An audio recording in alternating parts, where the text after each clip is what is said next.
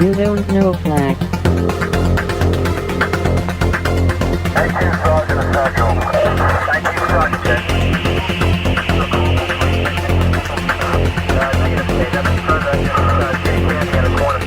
You don't know Flack. Welcome to You Don't Know Flack, a podcast full of stories about retro gaming, retro computing, video games, arcade games, and technology from a guy who was there and still is. My name is Rob O'Hara, but for the next 30 minutes, you can call me Flack.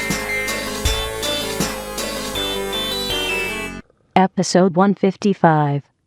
Cassettes. Greetings and salutations, listeners, and welcome to another episode of You Don't Know Flack. Today is January 1st, 2015, so Happy New Year. I am your host, Rob Flack O'Hara, and on today's episode of You Don't Know Flack, we will be talking about cassette tapes. Before we get started talking about cassette tapes, it's ironic that today's show is about cassette tapes because I actually recorded this week's episode on a cassette tape, which is connected to a data set, which is connected to my Commodore 64. So I'm going to load this episode back over, and while this is loading over, we have a few minutes to chat during this week's loading time. Loading time. Loading time. Loading time. Well, Happy New Year's. Welcome to 2015. I hope everybody had a safe and happy holidays. I had a great Christmas. My kids are 9 and 13, so they are the perfect age for Christmas. My son, he's the perfect age for gifts where you can build things, assemble things, put things together, make things out of other things. We got him an Arduino, which he has just jumped into. He's starting to learn how to program and do that. And he also got this thing called a Makey, which is basically, it's kind of like a USB keyboard interface, but instead of being a keyboard, it's like a little bread box with alligator clips, and you can hook up. So basically, you can make anything into a computer interface. On the video on YouTube for Makey, there's a example of a guy turning a banana into a gamepad controller. So he's actually holding a real banana and pressing different parts on it to make it into a game controller. And so Mason has been just wiring up I can't tell you how cool it is to walk in and see your kid connecting, alligator clips to different things and wiring stuff up and showing you that they've done something that you don't necessarily understand how they did. It's kind of weird, but I love it. And my daughter is, she's starting to get into girly things. She's 9 and she loved getting makeup this year and doing different things. She also, loved getting an iPad this year, but, man, it's so different. We were just talking about this last night during New Year's, and now I'm the grumpy parent. Like I was the 20-something not so long ago, it seems. And then I was the sort of cool 30-something, and now I'm the 41-year-old parent. And I'm yelling at everybody. I'm like, can you just get off Instagram for 30 seconds and watch this ball drop? God, It's so hard to wrangle the technology out of their little figures. They love it, and I don't know. It's annoying to me sometimes. Like we're in the car, and you're like, hey, did you see that accident? Did you see that? Look at that building. And you look and nobody will look up from their electronics. Not even the driver. It's very annoying to me. Last night was New Year's Eve, and if this lets you know what big partiers we are, it is just before 7 a.m. on New Year's Day.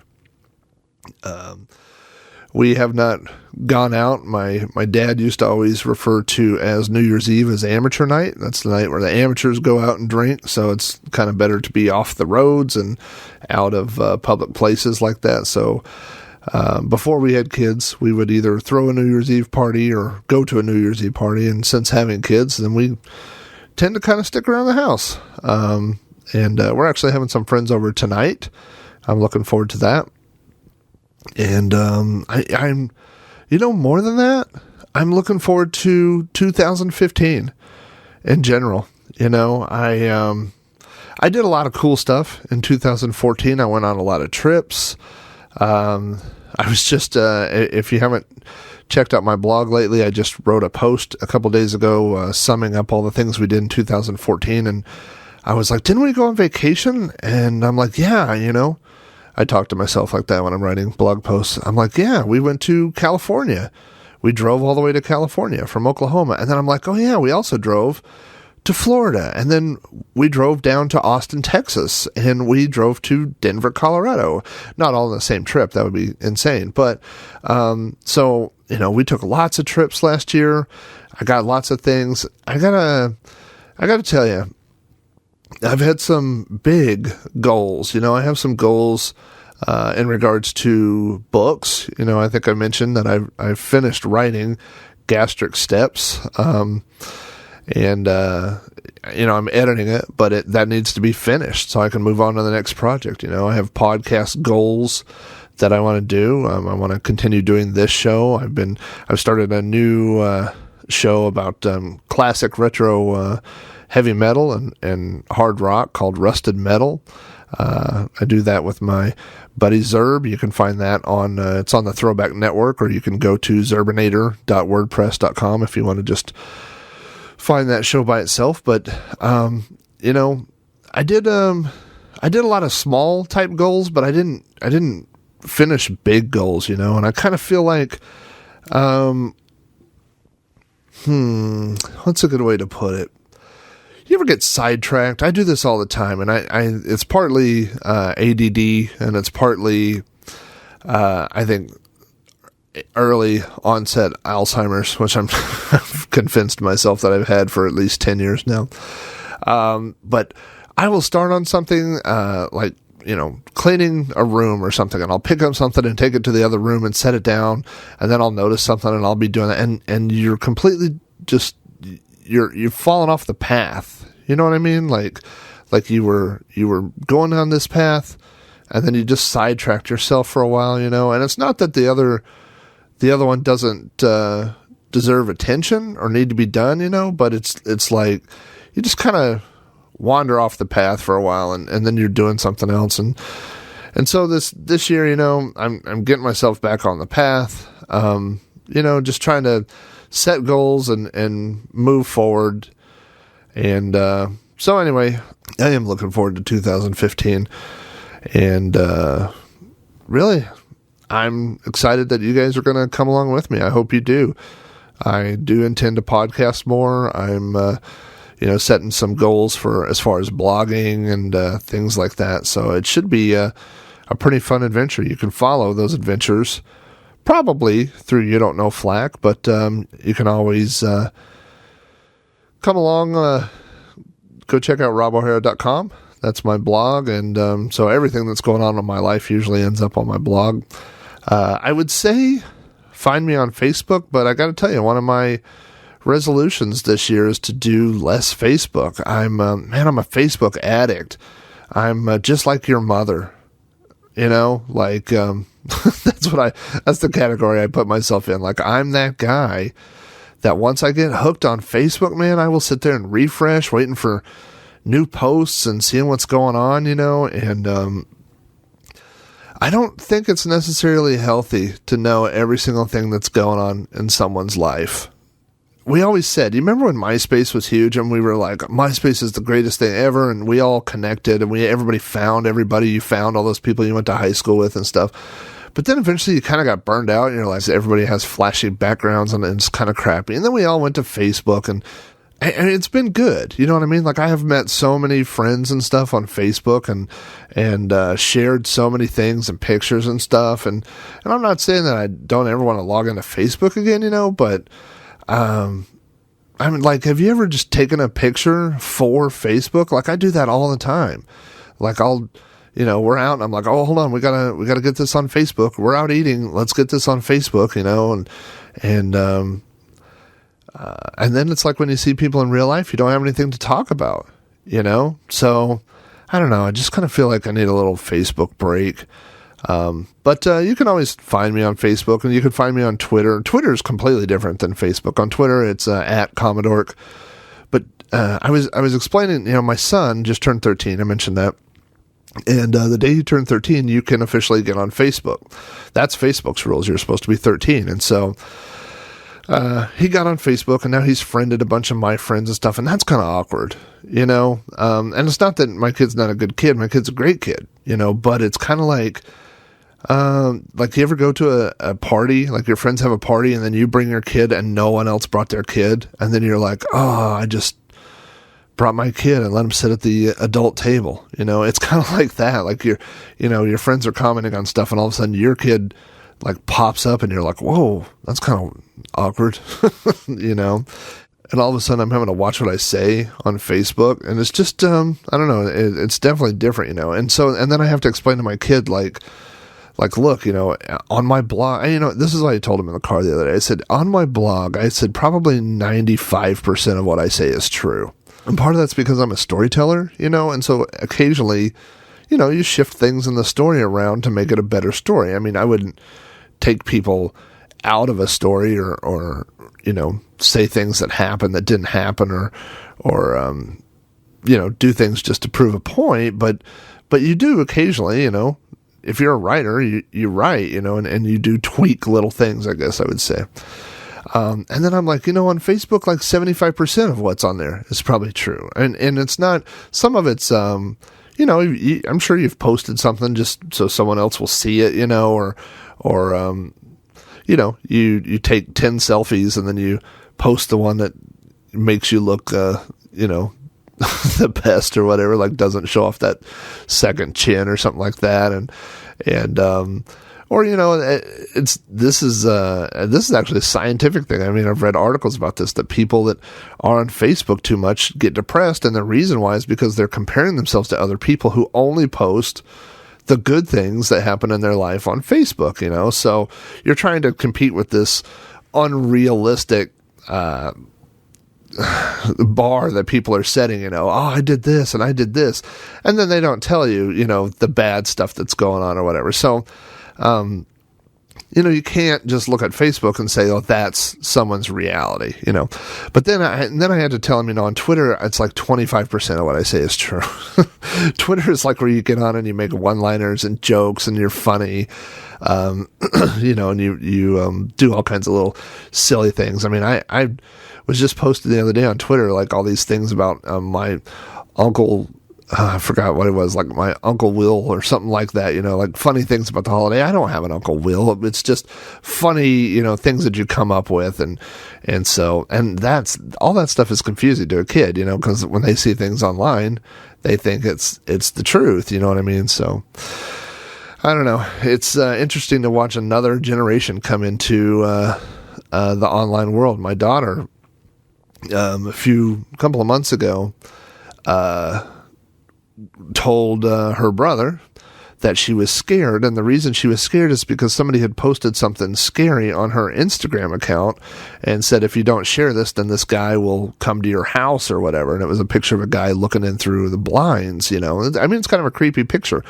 So then, my son told me about this, and I have to address this. And first I'm like, okay, she has an Instagram? Like, I don't even know how to do Instagram.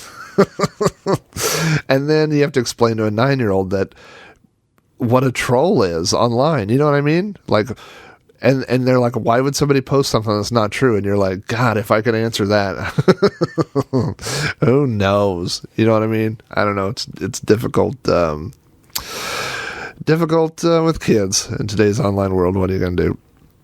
I did get some feedback about the previous show, which has been about a month now, about my emulation PC. And one of the things I had mentioned was if anybody had a Ouya emulation box or whatever, and several people did. I got an email from Rick Reynolds, a fellow podcaster. If you haven't been checking out Rick's holiday podcast special, it's great show if you love all those little holiday specials, not just Christmas, but other holidays. And you can find Rick's shows over at throwbacknetwork.net. But Rick said that he does have a Ouya, and he runs emulators on it, Atari 2600, ColecoVision, NES, and SNES. And one thing he pointed out was that with an adapter, they do sell these. I have one for the Atari joystick, but they have USB adapters for SNES, Super Nintendo, and Nintendo. And so he just mentioned that with an adapter, you could use the original controllers. And that's a good point. I mean, we talked about that on the previous show. There's something about the controllers that makes the game.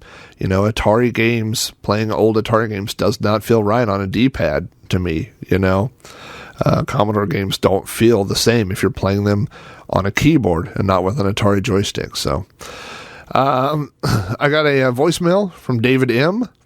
I don't know why I always take people's last names out. I'm sure they're fine with me saying their last name, but I just said Rick Reynolds' name. Great. Sorry, Rick. David said also he recommended the Ouya. He said that he's tried different solutions and that he really likes that one. And he tried the PC like I did, but he said it was a endless endless setup and configuration. I'm trying to just scrolling through here, and it was a lot of work to maintain. And I agree with that. It's I had everything up and working on my emulation PC, and then I turned it on the other day, and it starts popping up. Windows XP is no longer going to be supported on this. I'm like, I know, and then I had to dig out the wireless mouse and keyboard. Actually, what I end up doing is remoting into it now. So I had to remote in and click all those things. Don't show that again. He also mentions using the original Nintendo Wii as a living room emulation box, and that is a good solution. I'm not a huge fan of the Wiimote, even sideways or whatever, but I guess you could use that classic controller, and it supports some of the emulators that are out for the Wii. But unfortunately, David points out, and this is a good point, is that if you're messing around with something like the Wii for the emulation channel, then you're at their mercy for somebody to keep those emulators updated, and so a lot of those have kind of been abandoned. But he does say that you can use the external hard drive, and so he has all his ROMs on there. But anyway, yeah, he threw his hat in for the Ouya as well, and he said that he thinks it's available for $59 at Target. Now, this is the voicemail is a couple of weeks old, so maybe from the holiday rush they may be sold out. But I'm gonna have to check that out, because that would be just something fun to play with. I also got a comment from David S. And he talks about the fact that if I'm using a PC, that I should consider using the XBMC or the Xbox Media Center on that. And that, that's a valid point if you only have one device. I actually also have a Boxy hooked up in there, and Boxy, I bought the actual physical one, and it's just a little tiny box that streams videos and things across the network. So I don't really have a need to have the video capabilities on that PC as well, as far as streaming movies and stuff like that. But if you only have one device in there, then that's definitely a good point to make. So anyway, thanks for all the feedback. I appreciate all the stuff. I love that.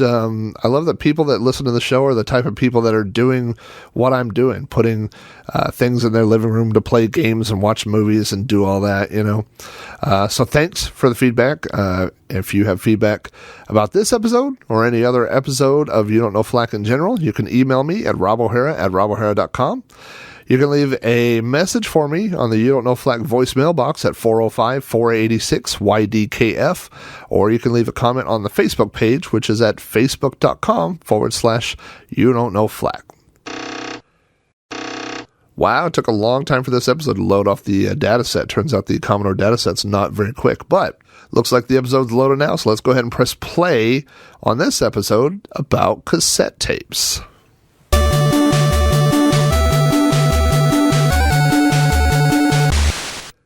I got my first record player when I was probably 5 or 6 years old. It was this little white plastic record player. It kind of looked like something from the set from 2001: A Space Odyssey. It was white with speakers that were removable and a turntable on top and a headphone jack. And so this was the late 70s. So I had a beanbag because I think everybody in the late 70s had a beanbag. And I was, like I said, 6, maybe years old, 7 years old tops. And I had unbridled access to my parents' record collection. And so I would go pull my parents' records. My dad was a big fan of Blondie and Queen, and he had the Tommy soundtrack to the movie.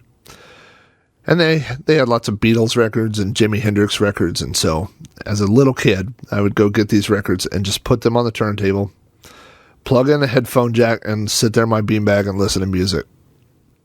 I have probably mentioned this on other music episodes, but I think that's one of the greatest experiences I ever had when it came to music, is just being able to not worry about if I'm getting messages on my phone, not worried about if the kids need something or work needs something, just being able to sit down, put on a pair of headphones, play an album from beginning to end. It was a great experience.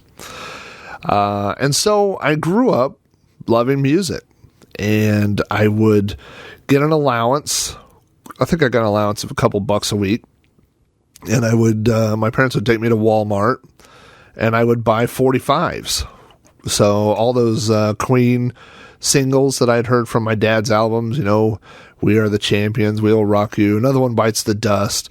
I would buy those singles, and I had a lot of, this is kind of funny, I was going through down memory lane and thinking of the singles I owned as a kid, and I had a lot of country influence stuff, you know, like Juice Newton, and I had The Devil Went Down to Georgia and Eddie Rabbit. And when I was a kid, my mom was in a bowling league, and so we would go, she would go, and a family friend of ours, they would go bowl together. And so all the kids would go, and we would hang out at the bowling alley. And I remember a lot of those songs, I would hear them on the jukebox at the bowling alley. I remember hearing, you know, The Gambler, Kenny Rogers' The Gambler, and definitely Juice Newton's Queen of Hearts. And so I think I was partially influenced by that. Like I would buy, you know, 45s of that stuff. But also the things that are on the radio that I was hearing, you know, I'm sure that's where Another One Bites the Dust came from, and anyway, I was definitely a music kid. I was definitely into music before a lot of my friends. I was definitely into music that was older than what my friends were listening to. I think my first experience with a cassette and cassette tapes was not through music, but it was through a computer. We had a TRS-80 Model 3 computer that we got in 1980, and it came with a cassette player. It was a Radio Shack brand cassette player. It looked like one of those little, it was kind of shaped like about the size, or maybe a little smaller, but it was the kind like a shoebox. I don't even know what you would call that, but, you know, a little portable cassette player, had a little handle in the front, and you would, you know, put your cassettes in, rewind them. You would use the timer sometimes if there was, or not the timer, but like the little number counter on the side. You could put multiple programs on a tape, and so it would say, like, you know, for this one, fast forward to, you know, rewind the tape, reset it to 0, and then fast forward to 50, and then load, or something like that, you know. And I may be combining that with the Commodore as well, because I know that I had a data set, still have one, that's what I do the show on, of course, but I had a data set not for very long. The Commodore's data set was notoriously slow, especially in the early days, and it's interesting to me that the Commodore people in the U.S. are almost exclusive disk drive people, and overseas they were very, very heavy into the cassettes and data sets. So it was kind of two different worlds, but in the U.S., of course, you moved to a disk drive as soon as you could afford one, you know. So I wasn't a cassette user very long on the Commodore. Now, the alternative, and I guess this is kind of the stepping thing between records and cassettes, were 8-tracks. We only had one car that I can remember as a kid that even had an 8-track player. And I don't remember us having an 8-track player in the house at all. I mean, I think my dad had a lot of stereo equipment that he had bought when he was in the Air Force. And so I think there may have been an 8-track player in the house, but I don't remember. I personally have never owned an 8-track, not a player or an actual 8-track cassette or a tape. In fact, I remember, what was that? There was a little toy robot, and is it 2XL? I think that's what it was, but I might be wrong on the name of that. But it allowed you to play trivia and things like that. I think I've mentioned it on the show before, but it used an 8-track, and I remember a friend of mine having that and me wondering what that tape was. So definitely, I was not around a lot of 8-tracks as a kid. I was around vinyl records, and then cassettes. So I had a birthday party. I'm trying to think here. Maybe I was 7 or 8 years old, something like that. It was, we'd borrowed a tent. My dad borrowed a tent from a coworker that would sleep like 10 people, like one of those big giant tents. And we put it in my backyard, and I had a slumber party. My birthday's in the summer. And so we had this slumber party, and I had all these kids come over. And for my birthday, I got a small cassette player recorder, just like the one that was hooked up to our TRS-80. And it was portable. It used batteries. And so you could just carry this thing around. It wasn't like a big boombox one, which is the next one that I got. But it was just like a little thing you could carry around. And I remember like going out to that slumber party that year and like telling ghost stories and recording them and playing things back and singing songs and stuff like that. Those tapes are long gone. And I mean, I can even remember like telling like specific jokes and stuff that we told on those tapes. I wish I still had those tapes, but I don't know what happened to them. They just got lost over time. But that's the first cassette player that I remember having. We would get these tapes. I don't even know what brand. They're like Alcon brand or something. And they would have green labels on them. And they would be 30 minutes on each side, and you could get like a 3-pack at Walmart. Like you'd be walking out, and they would be hanging there. And, so I have a ton of those. I still have them. I have a ton of these, but that's what I used to record stuff off of. But, so anyway, around, I want to say 82, maybe, probably 1982. So I was like 9. I got my first boombox. Now, at the time, we called them ghetto blasters. I don't see that term anymore. Maybe people don't like saying ghetto. But they, the reason they called them ghetto blasters was because people would turn their music on and they would carry them around, like on their shoulder and just blast music everywhere. It was kind of annoying. But I got my first one. I want to say I was in probably 2nd grade or whatever. And that's when I first started getting store-bought cassette tapes. Now, up until this time, I didn't have a way to record anything off the radio. I didn't have any, way to. All I had the ability to do was basically record, whatever I created, my own content. If I would talk or tell jokes or sing songs or whatever. But I got this boombox. I want to say, like I said, probably 82 would be my guess. Maybe 83. I was 9 or 10 years old. And the big thing at the time was K-Tel. And K-Tel was a company that would put out basically like whatever the hot songs were at the time, and then they would just give it some catchy name, put that album out, boom, and then they'd put another one out the next week, and there were always commercials. I got a commercial downloaded here for one of these. But the first tape that I think I ever owned, like a store-bought tape, was K-Tel's Hit Explosion. Now, I had a heck of a time tracking down track lists because I didn't even know the name Hit Explosion. I couldn't remember what it was called. But based on some of the songs I remembered, I was able to track this down. So here's the set list really quick of K-Tel's Hit Explosion. On the first side, you had Tony Basil, Mickey, The Go-Go's Vacation, Joe Jackson Steppin' Out, Haircut 100, Favorite Shirts, Joan Jett's Do You Want to Touch Me, Rod Stewart's Young Turks, and Steve Miller Band Abracadabra. The second side, the B side, I guess you would say, Pat Benatar, Shadows of the Night, Laura Branigan, Gloria, Santana, Hold On, Flock of Seagulls, Space Age Love Song, Rush's New World Man, REO Speedwagon, Keep the Fire Burning, and Survivor, Eye of the Tiger. So this is, like I said, it's like a greatest hit kind of thing. It's from K-Tel, hit explosion. And all of a sudden these are like all my favorite type songs, you know. I was like, oh, this is so cool. There are two other ones I remember. One was K-Tel's Hot Tracks. I definitely had this one, and I'm just going to run through this real quick. You have a Maniac from Michael Sambello. Sweet Dreams Are Made of This, The Eurythmics, Human Touch by Rick Springfield, White Wedding from Billy Idol, Mr. Roboto from The Styx, Don't Pay the Ferryman by Chris de Burgh, and The Night by The Animals. And what's funny, well, let me go through the B-side here real quick.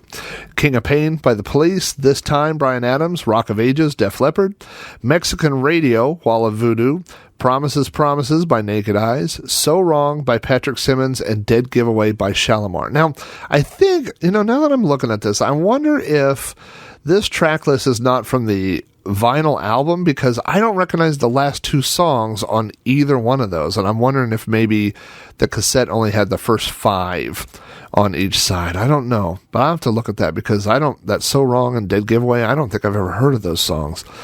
But these tapes obviously made me pretty popular on the bus, you know. 'Cause I would take my boombox to school, and then while we were on the bus, I would play these songs, and everybody would, go crazy.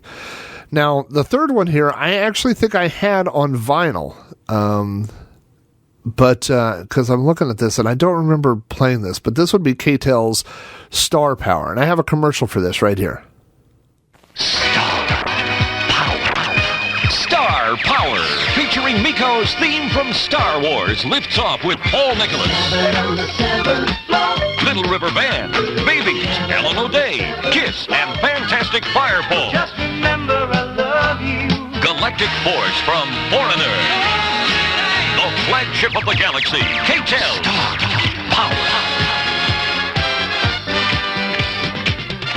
So as you heard there, we've got Miko with the disco Star Wars title, Foreigner, Cold as Ice, Firefall, Just Remember I Love You, Paul Nicholas, Heaven on the Seventh Floor, England Dan, It's Sad to Belong, The Bay City Rollers, You Make Me Believe in Magic, Stephen Bishop, On and On, Paul Davis, I Go Crazy, The Babies, Isn't It Time, Little River Band, Help Is on Its Way, Kiss, Christine 16, David Soul, Silver Lady, Hot, Angel in Your Arms, Brick, Dusick, Peter Brown, Do You Want to Get Funky with Me? I do not want to get funky with Peter Brown. You got the Silvers, Boogie Fever, Floaters, The Float On, and Alan O'Day, Undercover Angel. Again, this has 9 songs on each side, and I just can't imagine that the cassette had that many songs on it, but anyway, so K-Tel, that's a big part of my introduction to cassettes. You know, I didn't, this is still the age of the single. You know what I mean? People buy 45s because they like a single song or whatever.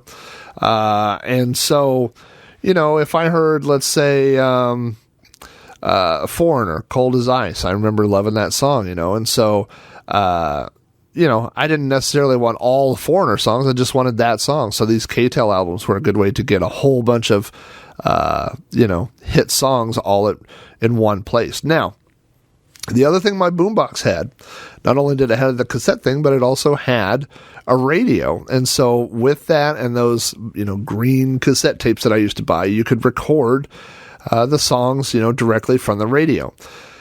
Now, one place that you could really get your bang for the buck was during those countdowns, the end of year countdowns that would either be on Christmas or New Year's Eve. And they would count down like the top 85 of 85, stuff like that. And so I would sit there with my boombox and put a tape in and hit record and then hit pause and just sit there. And then as the songs of the year came that I loved, I would, unpause it and record that song and then repause it. So that was a really good way to collect all the songs, and I still have those cassette tapes. It was a good way to, like I said, get those songs for free, just record them off the radio. Piracy was a Big problem in the 80s. People recorded songs off the radio. For God's sake, it's going to kill the industry. Another thing I recorded a lot of was Dr. Demento. I discovered Dr. Demento's show, in mid-high, as I found out that it was on every Sunday night. And so I would, sometimes I would record the whole thing. Like I would just put a cassette in and record it. And then when it was done, flip the cassette over and keep recording. Other times I would just record like the songs that I wanted to hear and stuff like that. But, Dr. Demento, I had several of those tapes. And also I would record a lot of songs off the radio, and I have those tapes too, and I've been converting these over to MP3s. And what's funny about a lot of these tapes is I'll hear the same songs over and over and over. Like I have one cassette tape, and on one side that's 30 minutes long, I have Spies Like Us like 2.5 times, like twice, and then it's recording a third time when the tape ends.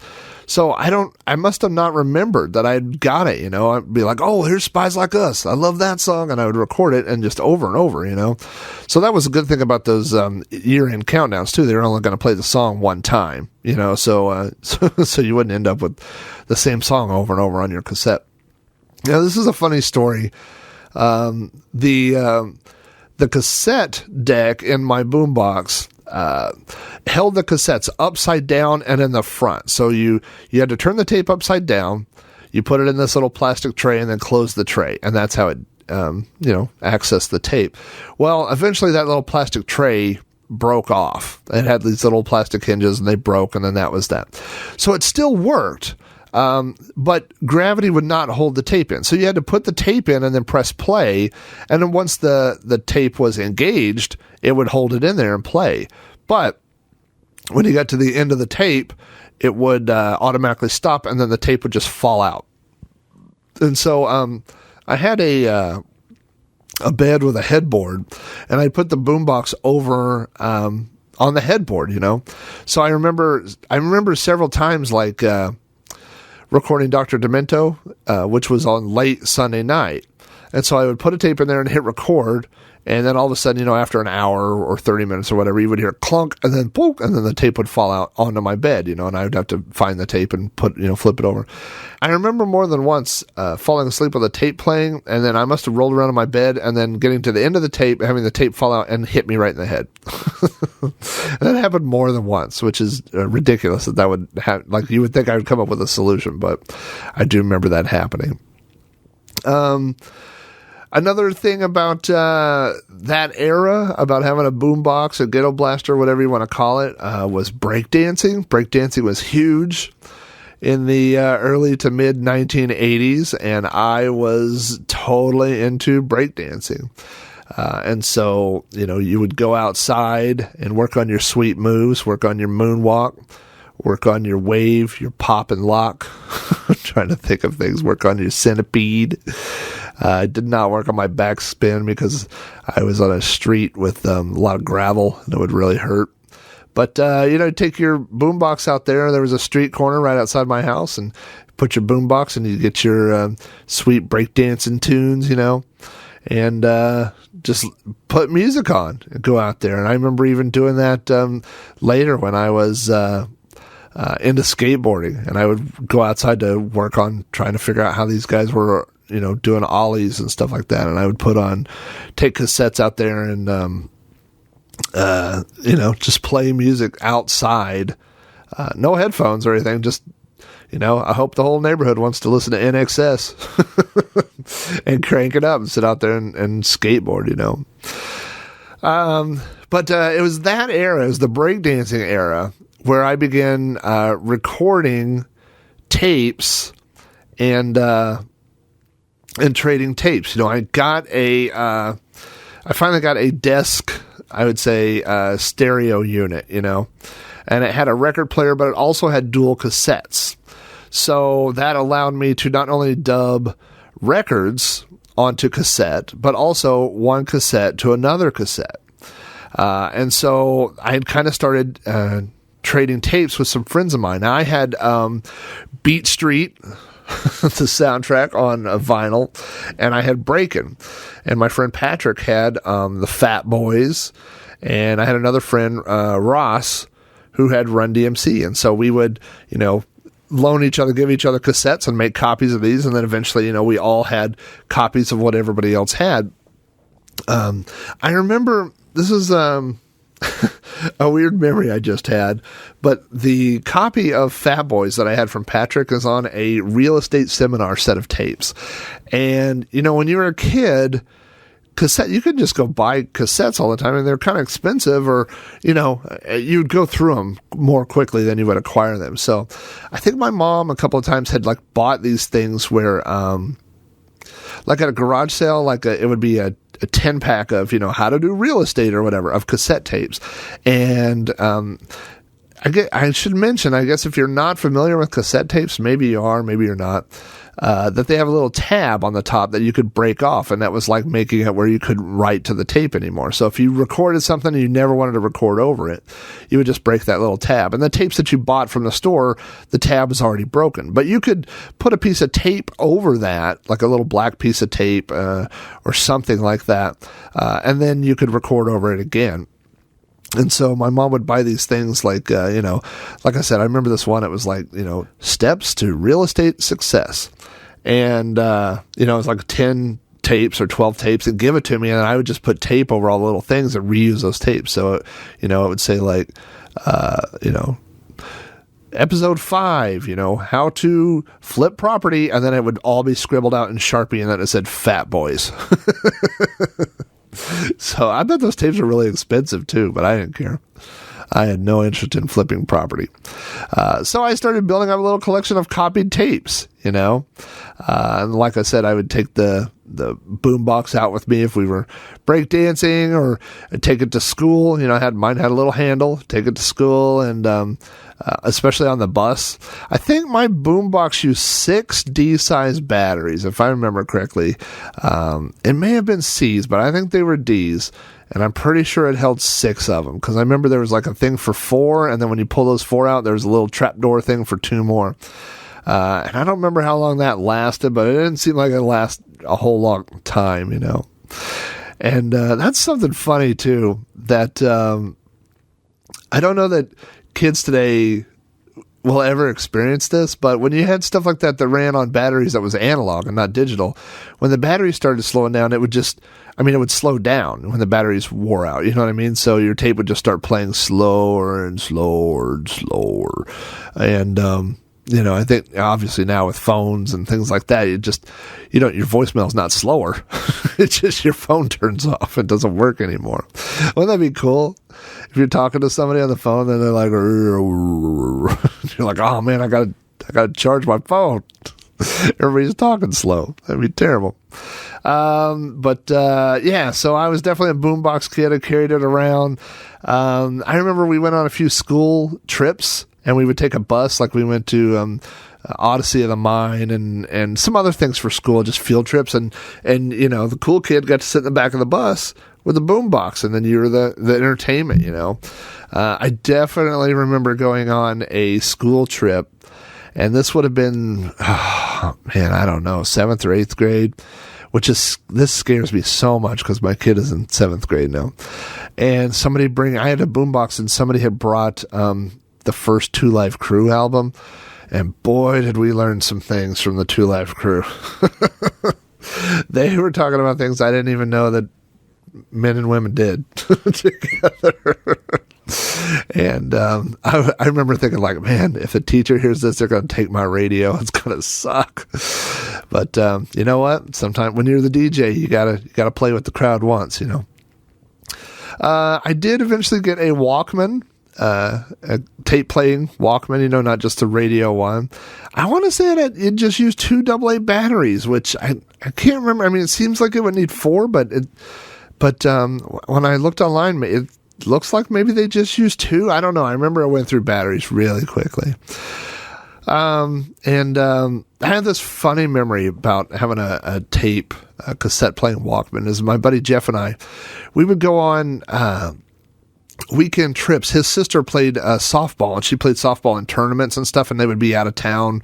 And so Jeff and I would ride along, and we didn't have a headphone splitter or headphones or anything like that. So we had those cheesy, you remember those headphones that had like the little foam covers on the earpieces or whatever, and you could pop the speaker off the little head thing. So we would pop those speakers off and sit in the back of their van and listen to, Ozzy tapes, and he had these Metal Blade compilation tapes, which were so cool. I love those. I have them now I've tracked down all the songs off of those and kind of built my own compilation versions of those. But you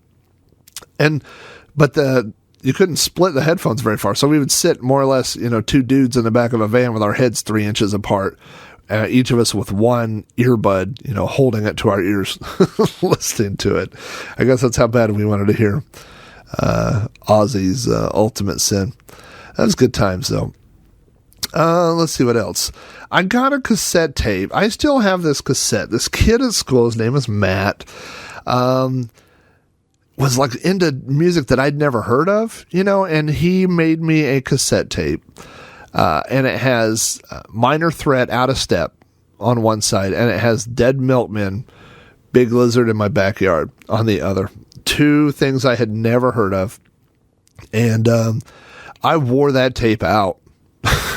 I got into the Dead Milkmen so hard. I'm pretty sure I have every Dead Milkmen CD. I know I even have like some EPs and stuff like that.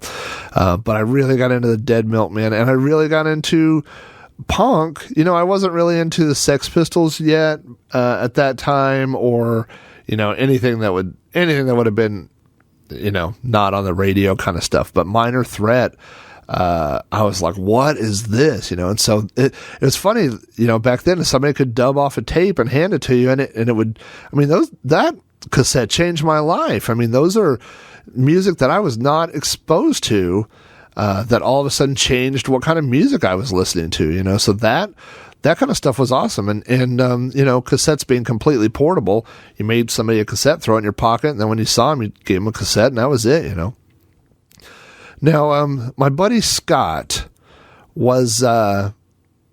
had found out about these cassette clubs. And if you're old enough, you remember seeing these ads in magazines like 8 albums for a penny or 11 for a penny or whatever, And so he had joined up with these things.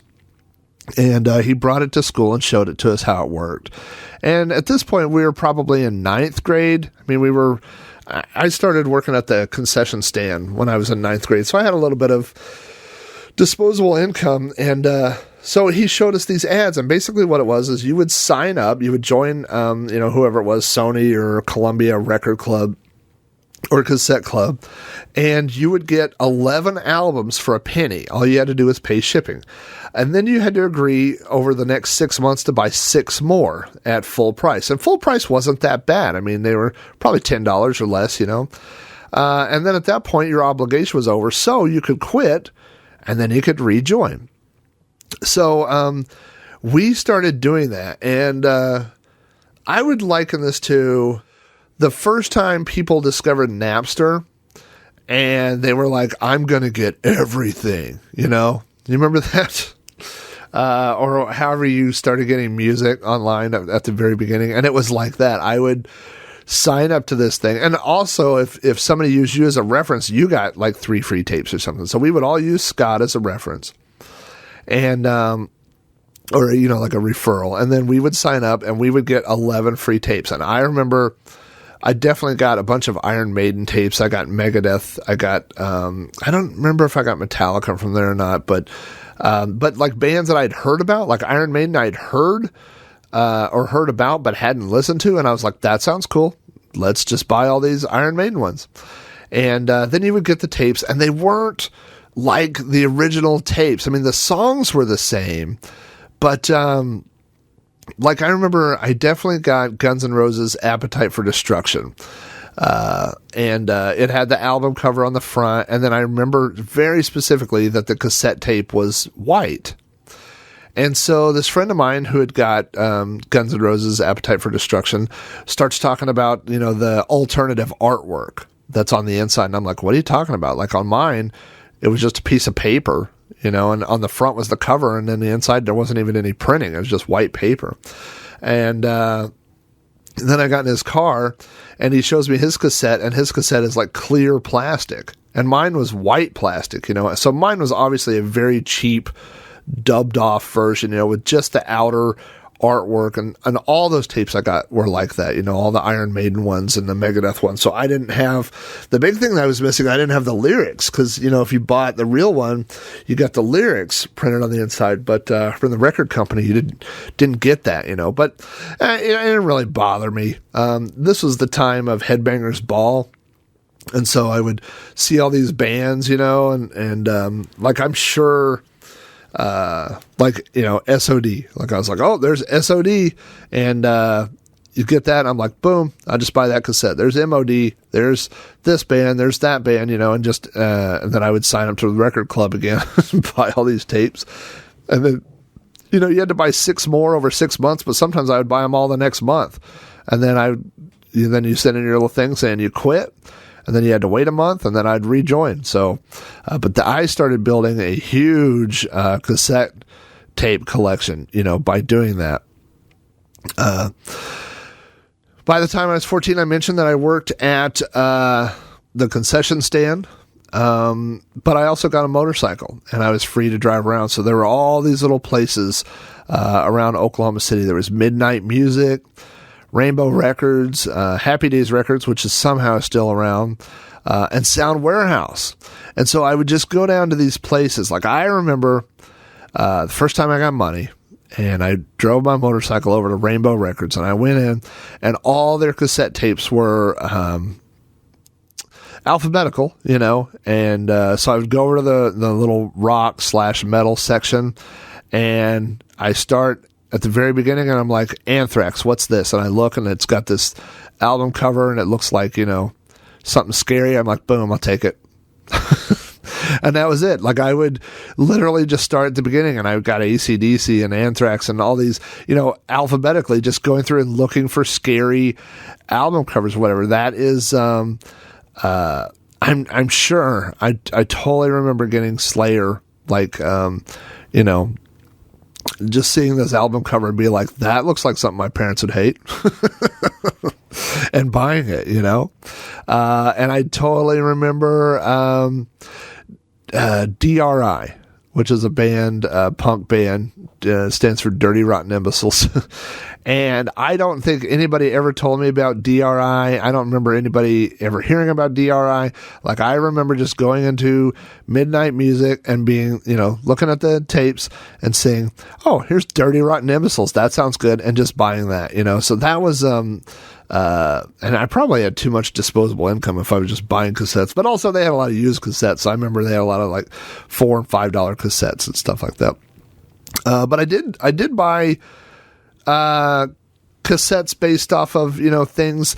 I remember I had this, I was really into hard rock and heavy metal in the mid to late 80s. Still am sort of, but I don't know. I got old. But I would cut out these, like I would buy, the Circus and Hit Parade or whatever, all the magazines, and I would use a razor blade and cut out, they would have just pictures, of bands and stuff, 8.5 by 11, because that's the size of the magazine, and I would cut them out and put them all over my wall in my bedroom. And I remember I had this one of Guns N' Roses, and the drummer, Steven Adler, standing in a t-shirt that says TSOL. And I was like, I don't know what that stands for. But the next time I was at the music store, I saw a tape for TSOL, which I think it stands for True Sounds of Liberty. And I was like, I'll get that. And I literally bought a tape because I saw a picture of a guy wearing a shirt that said TSOL on it, So I found out about music that way. And then, like I said, of course, anything that would be on the MTV and people would mention bands, or a lot of times you would see like people in concert, or see them on TV in concert, and they would be wearing shirts of a different band, and then I would find that band, and so, yeah, I just started amassing all these cassettes. There's also cassette singles. I remember Metallica specifically would have cassette singles like of One and Shortest Straw and all these songs that were not really, well, One obviously was on the radio, but a lot of their songs were not radio friendly, but they would sell cassette singles, and then the B-side would be an unreleased song. I think, I should have looked this up, I think the song's called The Prince, which is on the back of One. And I know Killing Time was on the back of one of the cassette singles, but that was the only way to get those songs, you know. And that kind of puts you in like a weird elite group, you know, like your friends would be over and you'd put on this cassette and it would be a Metallica song that they had never heard. They're like, whoa, what is that song? And you're like, well, it's on the single. You got to buy the single, which was a good way for bands to make a little bit of extra money. I didn't buy a lot of singles because I tended to buy the albums. You know, one of the last singles that I can remember buying was Nirvana's Lithium. And the reason I bought it was because if you remember when Nirvana Nevermind came out, nobody could tell what Kurt Cobain was saying, which is funny now because when I listen to that album, everything he says sounds completely clear to me. But at the time, people couldn't figure out what he was saying. And after a couple of singles, Nirvana released Lithium. And inside the single for Lithium were all the lyrics to Nirvana's Nevermind, the entire album. And so I think Nirvana's Lithium sold really well as a single. Also, this is just a side thing. I remember people talking about the original release of Nirvana, Nevermind, has a hidden track. But I bought it on cassette, so there was no hidden track for me. So I remember I didn't even have a CD player at the time, but Jeff did. So I don't think Jeff even liked Nirvana, but I was like, you should really get this Nirvana. And he bought it, and then just so we could hear the hidden song, which it turns out just to be a bunch of noise. It was not worth it. So, you know, like I said, I started collecting all these cassettes and amassing cassettes. And as a kid, I had a shoebox that I put my cassettes in. And then I got a briefcase, like a vinyl wrapped briefcase looking thing that held 30 cassettes. And so I would carry that around, put all my cassettes in there. And then I ended up buying one of those wooden wall holders that held 100 cassettes. And then eventually I got a second one of those. And I know I had more cassettes than would fit in there, but you know, so I had 200 things, and I will throw a picture. Maybe I'll use that as the icon of this week's show, because I just found a videotape, a VHS tape where I had recorded some stuff in my room, and there's you could see the cassette tape thing. So I'm you know what, I'm going to take a screen grab of that, and that's going to be the picture for this show. So my buddy Jeff, I talk about Jeff a lot. We went to a party in high school, and Jeff had a 1980. There were three of us, by the way. He had a 1980 Z28. My friend Andy had a 1978 Z28, and I had a 79 Formula Firebird. So they all looked very similar. Jeff's was white, and mine and Andy's were black. And so we had gone to this party, and there were these dudes, I'll just call them some dudes that we knew. We didn't really know them, we kind of knew them. But they were very cool. We thought they were very cool, and we wanted them to think we were cool. And so these guys were like, hey, man, can we borrow one of your cars? And Jeff was like, yep, you can borrow my Z. And I'm like, there's no way. Like, I don't even know if I'd let Jeff drive my Z, or I mean, my Firebird, you know. I'm sure I would have, but I'm not going to let just some dudes at a party to impress him drive my car, you know. But Jeff is very, very that way. He's very giving, and he'll loan you anything, and he'll always help you out, you know. And so he was like, yeah, you could take my car, just bring it back, you know. Well, they didn't bring it back.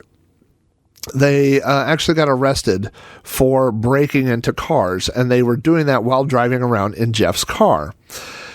And so I think they were actually stealing like car stereos at the time. And so I don't really know the details. I should ask Jeff. I'm going to see Jeff tonight. He's coming to my New Year's Day party, so I'll ask him the details. But anyway, I know that he had to go with his mom, and they had to go down to the police station and pick up his car.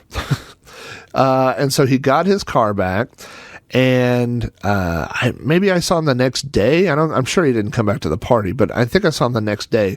And in his trunk of his car were a couple of stolen cassette things, which I don't even know why would the police not look in the trunk of his car? It doesn't make sense. But there was also a 60 cassette holder. Now, so this was like a big, it's like one of those vinyl suitcases things that held 30 cassettes, but it was back to back. So you could open either side. So it held 30 cassettes on either side. So you could carry 60 cassettes around with you. Which I guess made it really good if you were going to break into someone's car and steal their cassettes. You got all 60 cassettes. So that was in his trunk. And when we looked at it, it was all 80s rap and 80s dance stuff, which Jeff was not into at all. Jeff is definitely one of my heavy metal buddies, but I was like, I listened to a bunch of different kinds of music, and I'd listen to heavy metal, but I also listened to a lot of 80s rap. And he was like, oh, it's yours. And so he just gave it to me. And so I think I kept a few of the tapes, but most of them were like just crappy, ones that people had recorded and stuff. And so we tossed the tapes away. But now I had this holder that would hold 60 cassettes. And so, when we were going on a little trip, or if we were, driving around or whatever, then I would load up, man. And then I was like the little portable DJ, you want to hear this? You want to hear this? And I could just pull tapes, I'd sort them. And so all of a sudden, and this thing is pretty big. I mean, it's like it's two briefcases on top of each other that would hold 30 tapes each. So, it definitely would not fit under the seat, I mean, if you were trying to hide it. So, I don't know. It is what it is. And I always had it in my car. And I'll talk about that in a minute. Now, in 1992, maybe 93, I got my first CD Walkman. I also got a CD playing boombox around that same time.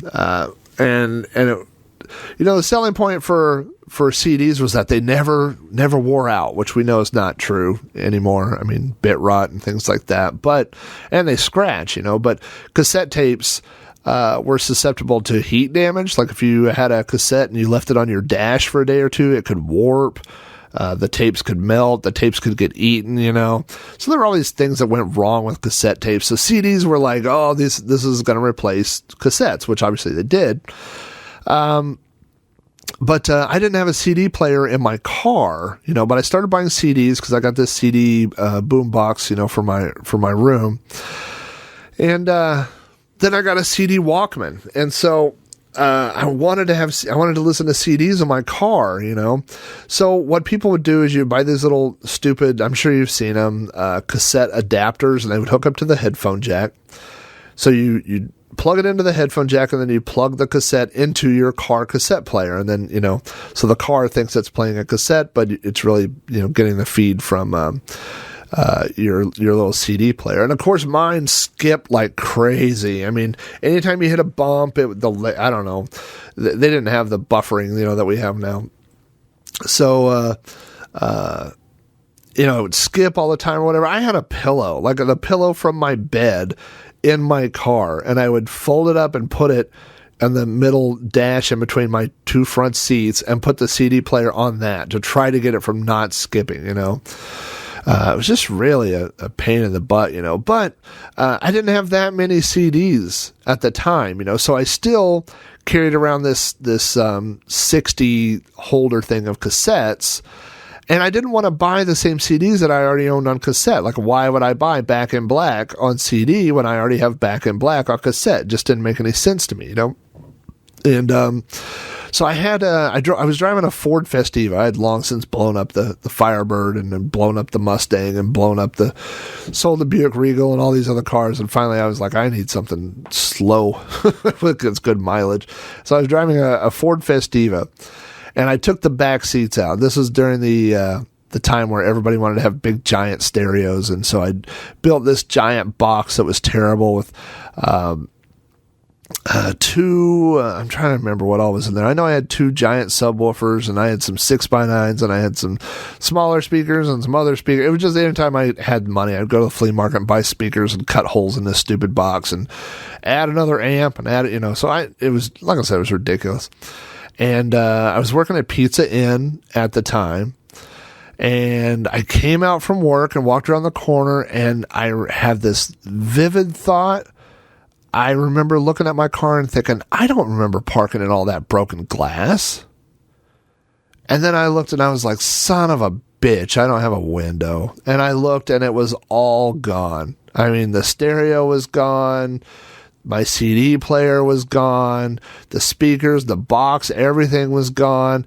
And that tape thing I had that held 60 cassette tapes was gone. And that was probably the worst, because, if your car gets stolen, let's say, you know what your car is. You know what I mean? Like, if my wife's car got stolen, I'm looking out the window at it right now. I'd be like, oh yeah, it's a Honda, whatever. But, it's that theft where you don't know, like, what 60 tapes did you lose? Shoot, I don't know.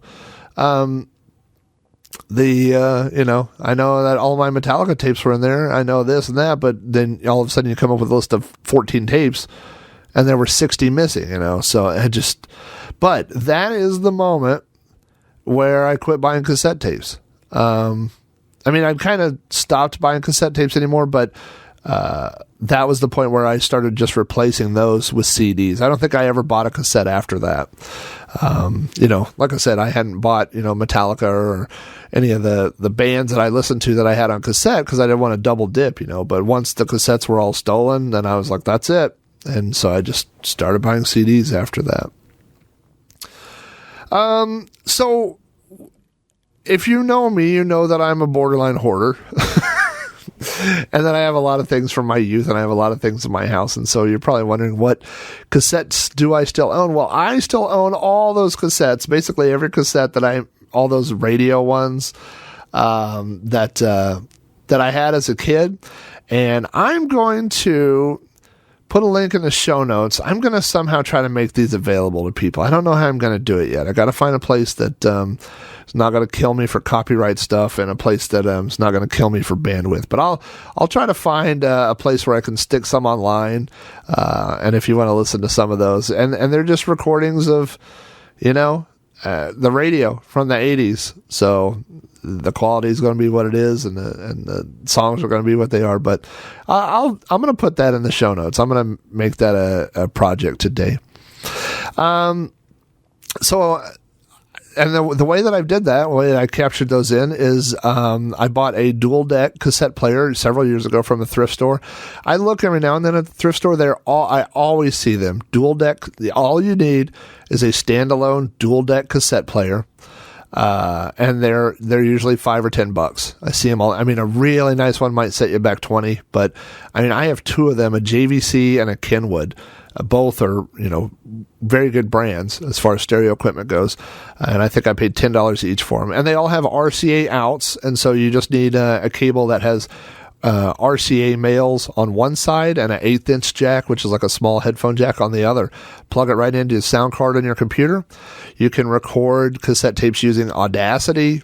You can record any software. Audacity's free, but any software that records, music or sound or whatever, and you just change the inputs to the line in input, and you record your stuff. Now, there are plugins if you want to remove the tape hiss to get rid of that sound. I leave them how they are. I don't break them up into different songs. I don't break them up. I just put, this is this tape. Actually, what I do is I record both sides of the tape. So I have side A, side B. Then I'll include a text file that tells me like what songs are on there. And then I will actually physically scan the label of the cassette and then put it in there, So, and then I figure that I'm done at that point. Like I have it captured. I know what it looked like. I know what's on it, and I have the audio recording, and then I'm okay with it. I have gotten rid of most of the cassettes I owned that were, that you could buy, like AC/DC Back in Black. Why would I have that on cassette? I have it on CD. I have it on my phone.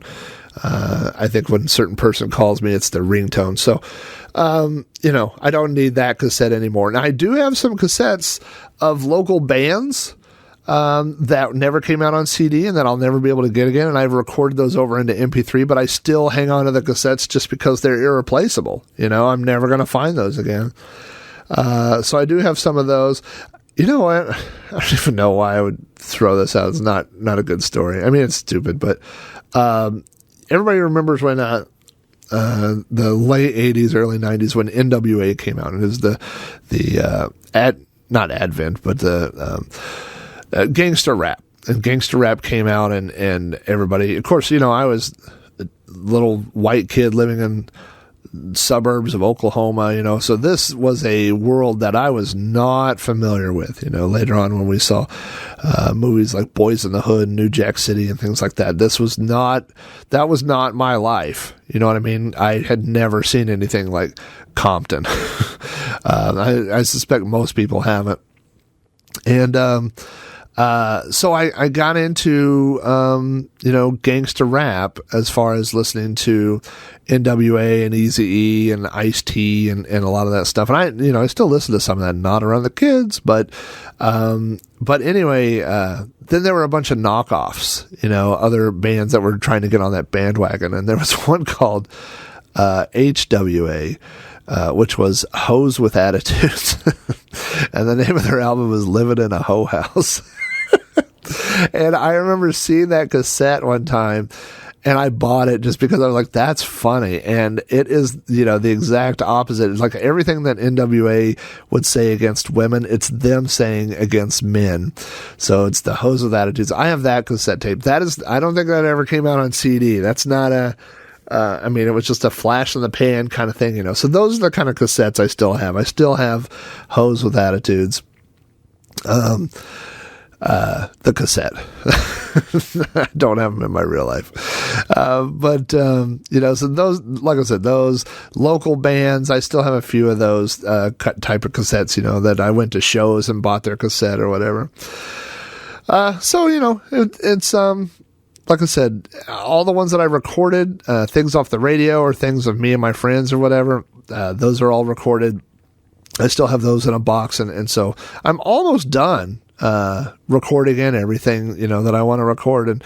And I don't know that I'll keep the cassettes forever. Once they're in and recorded, then I kind of feel like that's captured and I don't need the real cassettes anymore. So there is a couple that I found, I should mention this, that are labeled mixtapes, and mixtapes were a phenomenon. I think they were probably, when people hear the word mixtape, they think of John Cusack standing outside of a girl's windows holding up his boombox playing In Your Eyes. But, mixtapes were this thing that you would make. Mostly, I think, guys made them for girls or girls made them for guys. I don't make any mixtapes for any dudes in my life.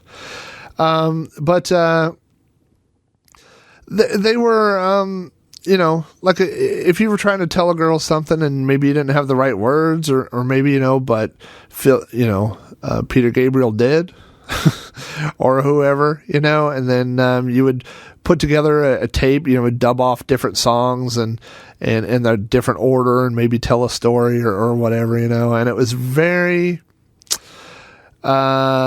personal, I would say. And so I have these, it's probably, these ones that say mixtape, I probably would not ever share with anybody. And they're not, they're from 20 years ago or 30 years ago almost. But they were like, something that you made for somebody else. And that person was special to you. You know what I mean? And so, like I said, not everybody's a poet. Not everybody is,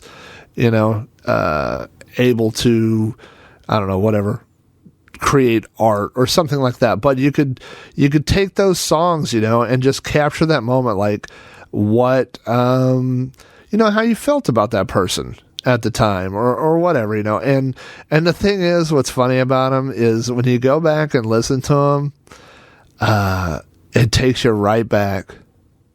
You know what I mean? Like, and I guess you could do it with, a CD or whatever. I don't know that people did that. I guess a few people did or whatever, or even, you could make a iTunes playlist for somebody or whatever, but you go back and listen to it or whatever, and it's like all that stuff comes back. You know what I mean? All those nights of being in mid-high and does that girl like me? I like that girl. And you get that pit in your stomach late at night and you're like, I want to get this Rod Stewart song. Let her know how I feel. And I don't know, kind of seems silly a little bit, you know, but it was definitely a way that, I don't know, lovelorn kids try to express themselves, you know. So sometimes it worked. Sometimes you got the girl. Sometimes it didn't work. But I don't know. That was definitely a part of cassettes that I kind of miss. You know what I mean? It was like taking other people's, not really a remix, but taking other people's stuff, but putting it in a way where you were expressing yourself with someone else's music, you know. So anyway, so the state of cassettes, like I said, I've got this box of cassettes. I can see them right here. And I'm going to finish recording the ones in, and then I'll probably, the ones that, you know, I may keep the store-bought ones that aren't, or not store-bought, but like I said, like local bands and stuff, I may keep those. But as for the rest of them, once they're recorded in, I just don't, I don't think I'm ever going to have a cassette player in my car again. I can't imagine wanting to sit around my house and listen to cassettes. So once those are probably recorded in, I think I'll probably get rid of them. So I hope I never have a car with a cassette player in it again. You know what? I guess I can throw this. We got rid of our minivan a few years ago, but we had a 2003 Honda Odyssey, and that's the last vehicle we owned that had a cassette player in it. And it had a cassette player in the dash and also a CD player changer. And then that was a 2003. I have a Chevy Avalanche that's a 2006, and it just has a CD player. So somewhere in between point A and point B, 2003, 2006. That's the last time that we had a CD player or a cassette player in a car. So, but I think that's all I have on cassette tapes.